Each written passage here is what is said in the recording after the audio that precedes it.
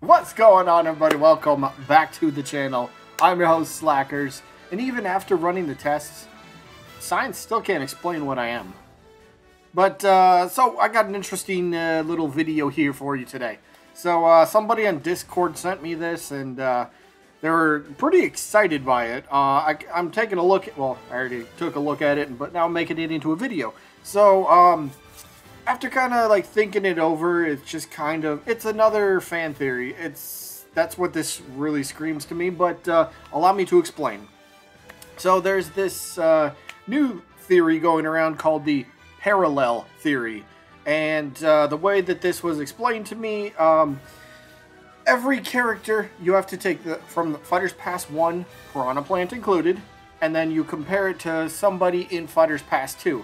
And somehow they match up, okay? So, as an example, start with Joker. Joker is comparable to Pyra and Mithra in terms of there's kind of two characters there in one because Joker's got arson, but they're also both recent JRPG games. So, okay, so you found common ground for those two characters, right? And then if you go down the line, Hero and Sephiroth are common because, well, they're both Square characters. Then you move to Banjo and Steve, well, they're both Microsoft characters. You then move to Terry and the most recent, the Tekken dude, I'm drawing a blank right now, but they're both fighting game characters. And then that leaves Byleth and Min Min. So how do they compare? Well, apparently this theory says they are characters that were too new to be put into the base game roster. So that's why they're DLC, and that's how they compare. So that leaves Piranha Plant. So how does Piranha Plant fit into this? Well, again, who knows, because this is a fan theory, but it's an interesting thought. Okay, I'll give you that. It's an interesting thought. So here's how this goes. Piranha Plant. What does Piranha Plant embody? What is he? What is the character? Well, Piranha Plant could be looked at in under a few different categories. One, a Mario rep. And then you could kind of get your own ideas from, okay, the last character for Fighters Pass 2 is going to be a Mario character, right? Whoever you want to bring up. King Boo, Waluigi, Captain Toad, whoever you want to bring up, right? So if you look at it as a Mario character, then, you know, branch off that way. Or what if you look at it as a WTF character, right? And that's where I want to have fun with this theory. So here's my thought on that, right? If this theory is somehow onto something, which I'll be honest, I don't believe this is onto anything, but let me know what you think. Is this theory legit? Is there something to it? I think it's just kind of grasping at straws and trying to connect imaginary dots like usual, but still fun to talk about, right? So Piranha Plant, WTF characters, right? Smash kind of has... I know this has been a topic since Yakuza. I don't even know. The Tekken fighter. Kazuya. There we go. Wow, how could I not think of that? Kazuya, but since he was revealed, we got one character left. And when you look at Nintendo, a lot of the history has shown that, well, it's only the end of Smash Ultimate DLC and then the end of Fighters Pass 1. So you don't have a great track record to go off of per se, but the way Nintendo ends DLC for Smash Bros, it's not really on the greatest of notes. So would that make sense why Piranha Plant would line up with a WTF type of character?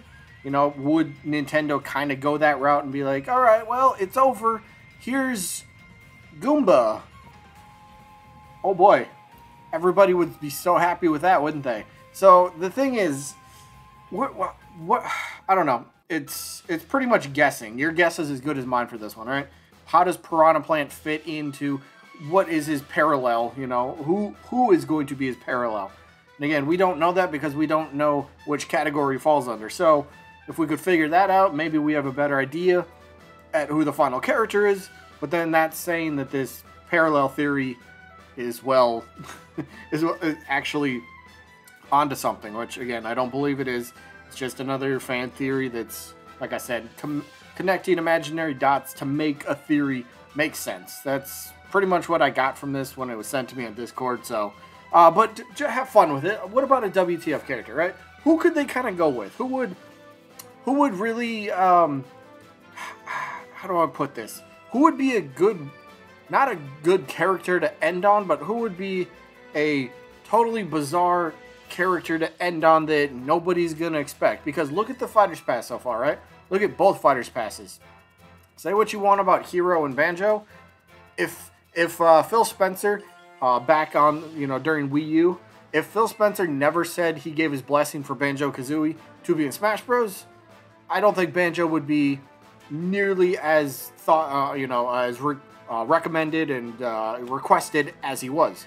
And if Hero didn't get leaked by, say, people like Vergaben and others that said they heard Erdrick is coming to the game, or another Square character, if that didn't get leaked out, I don't think Dragon Quest would have been considered as a highly requested type character, right? I know Dragon Quest is very popular, but there wasn't, and be honest, there wasn't a ton of mentions for Dragon Quest, right? Up until the leaks started to happen, then people started to jump on board. So, if you look at the Fighters Passes, though, none of them have really been, fan favorite. None of them have been, let me take that back. None of them have been those front runners that we expect, right? And then you go to Fighters Pass 2, right? We start with Min Min. I mean, maybe ARMS has their a few fans still left, but was anybody seriously hoping ARMS is going to get a rep as DLC? That's questionable. Then we got Steve. Of course, Minecraft is ginormous. So you could definitely argue the point that Steve could have been a front-runner type of character because he was speculated quite a bit, so you can throw that in there. But other than that, you got Sephiroth. Come on, nobody was talking about Sephiroth. I love villains. I'm glad he's in the game, but nobody was talking about Sephiroth. Then you got Pyra and Mythra. Most people were talking about Rex and Pyra. Rex being the main character in that duo.